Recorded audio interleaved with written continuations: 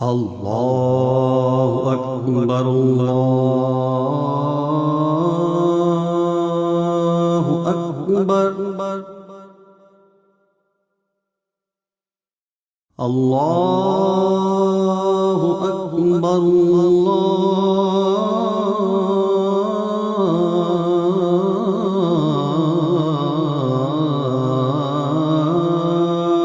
الله أكبر। প্রিয় দর্শক, বাংলার শিল্প, সাহিত্য, সংস্কৃতি, ঐতিহাসিক নিদর্শন, স্থাপনা ও স্থাপত্যের ভিডিওগ্রাফির ধারাবাহিকতায় আজ আপনাদের দেখাতে নিয়ে এলাম প্রায় ৩২৮ বছর পূর্বে অর্থাৎ ১৬৯৮ খ্রিস্টাব্দে মুঘল আমলে নির্মিত একটি মুসলিম স্থাপত্য। এটি চুয়াডাঙ্গা জেলা সদর থেকে মাত্র ২ কিলোমিটার পূর্বে ঠাকুরপুর গ্রামে অবস্থিত একটি ঐতিহাসিক মসজিদ। মসজিদ প্রাঙ্গণে প্রবেশের মূল ফটকের কাছে স্থাপিত ফলক থেকে জানা যায় যে মসজিদটি বর্তমানে একটি ট্রাস্টের আওতায় পরিচালিত হচ্ছে, যা ১৯২২ সালের ১৯শে আগস্ট রেজিস্ট্রিকৃত। মসজিদের এই ট্রাস্টের আওতায় মোট ৩ একর ৭০% জমি রয়েছে, যা তৎকালীন চুয়াডাঙ্গার বেলগাছি ইউনিয়নের বিশ্বাস পরিবার কর্তৃক দানকৃত, এবং এই পরিবারের উত্তরাধিকারীর মধ্য থেকেই একজন মোতোয়াল্লি নির্বাচিত করে এই ট্রাস্টের কার্যক্রম চালানো হয়। এই ফলক থেকেই জানা গেল যে মসজিদটি সম্ভবত ১৬৯৮ খ্রিস্টাব্দে নির্মাণ করা হয়েছিল। বর্তমানে এই মসজিদ কমপ্লেক্সের মধ্যে মসজিদ ছাড়াও একটি সুপ্রশস্ত ঈদগাহ, মুসল্লিদের গাড়ি রাখার স্থান এবং হজরত আফু শাহ রহমতুল্লাহ আলাইহের নামে একটি ইসলামিয়া মাদ্রাসা, এতিমখানা ও লিল্লা বোর্ডিং পরিচালিত হচ্ছে। এই মসজিদে পুরুষদের পাশাপাশি মহিলাদেরও জামাতে নামাজ আদায়ের পৃথক ব্যবস্থা রয়েছে। এই যে গম্বুজটি দেখা যাচ্ছে, এটিই ছিল ১৬৯৮ সালে নির্মিত এক কক্ষ বিশিষ্ট মসজিদের গম্বুজ। পরবর্তীতে মুসল্লিদের নামাজ আদায়ের সুবিধার্থে পুরাতন মসজিদের সামনে ও ডান দিকে আয়তন বৃদ্ধি করা হয় এবং পুরাতন গম্বুজের সাথে সামঞ্জস্য রেখে হুবহু একই রকম আরও ২টি গম্বুজ নির্মাণ করা হয়। তাই এটাকে দেখে অনেকেই ৩ গম্বুজ বিশিষ্ট মসজিদ বলে ভুল করে বসে। আমি এখন যে মসজিদটির সামনে দাঁড়িয়ে আছি, এটি বাংলাদেশের চুয়াডাঙ্গা জেলার ঠাকুরপুর নামক গ্রামে অবস্থিত। মসজিদটি ঠাকুরপুর জামে মসজিদ, পীরগঞ্জ জামে মসজিদ, আফু শাহ জামে মসজিদ, আবার জিনের মসজিদ নামেও পরিচিত। স্থানীয়ভাবে বিশ্বাসযোগ্য যে এই মসজিদটি ১৬৯৮ সালে এক সুফি সাধক শাহ মোহাম্মদ আফতাবউদ্দিন এই মসজিদটি নির্মাণ করেছিলেন।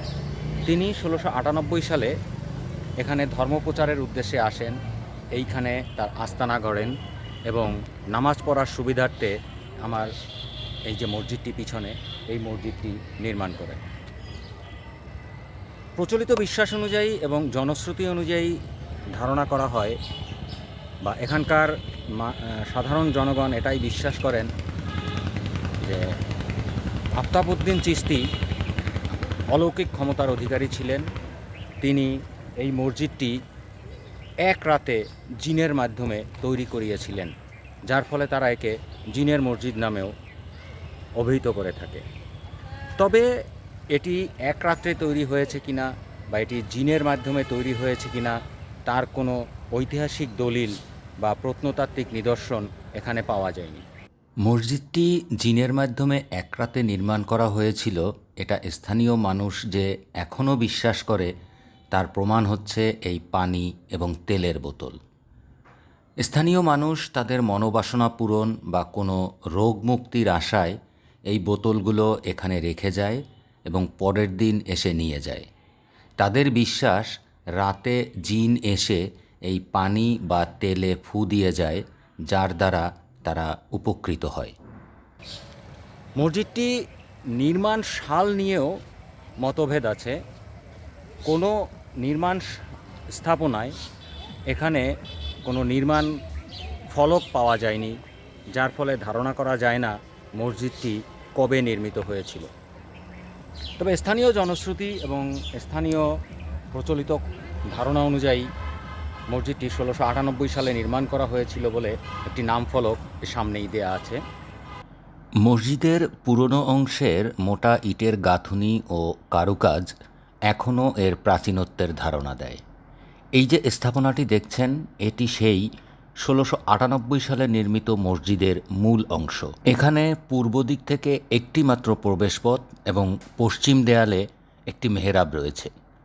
তবে বর্তমান চেহারার বড় অংশই পরবর্তী সংস্কারের ফল, তাই বর্তমান স্থাপত্য দেখে 1698 সালের মূল মসজিদের সম্পূর্ণ রূপ নির্ণয় করা কঠিন। ফলে মসজিদটি 1698 সালে নির্মিত কথাটিকে নিশ্চিত করে বলা যায় না। মসজিদ কমিটির সাথে আলাপ করে জানা যায়, স্থানীয় জনসাধারণ আল্লাহর নামে তাদের মানতের পশু বা বিভিন্ন বস্তু এই মসজিদে দান করলে মসজিদ কমিটি তা মুসল্লিদের উপস্থিতিতে উন্মুক্ত প্রতিযোগিতার মাধ্যমে সর্বোচ্চ দরদাতার নিকট বিক্রি করে প্রাপ্ত অর্থ মসজিদের ট্রাস্টি ফান্ডে জমা দিয়ে থাকেন। আজ শুক্রবার আসরের নামাজের পর ঠিক এমনই একটি মানতের ছাগল 7,600 টাকা সর্বোচ্চ দামে বিক্রি করে মসজিদের ট্রাস্টি ফান্ডে জমা দেওয়া হয়। 7,602,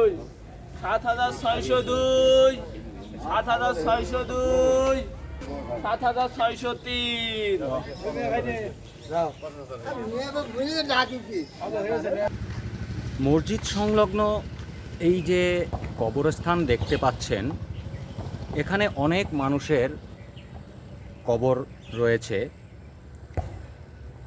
ধর্মপ্রচারের উদ্দেশ্যে আসা শাহ মোহাম্মদ আফতাবউদ্দিন চিশতি রহমতুল্লাহ আলাইহের মাজার বা তার কবর এখানে আছে, এই মসজিদের পাশেই আছে বলে বিশ্বাস করা হয়।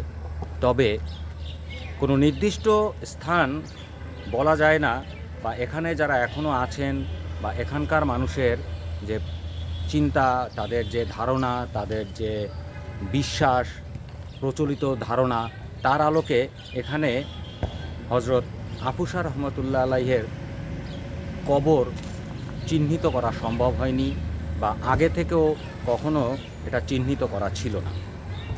তবে তাদের ভিতরে প্রচলিত একটি ধারণা আছে যে আফুসা রহমতুল্লাহ আলাইহের মাজার বা তাকে যে দাফন করা হয়েছিল সেটা তার তৈরি করা এই যে প্রথম আমি যে গম্বুজটি দেখাচ্ছি, এক গম্বুজ বিশিষ্ট যে মসজিদটি ছিল, সেই মসজিদের পাশেই তাকে সমাহিত করা হয়েছিল।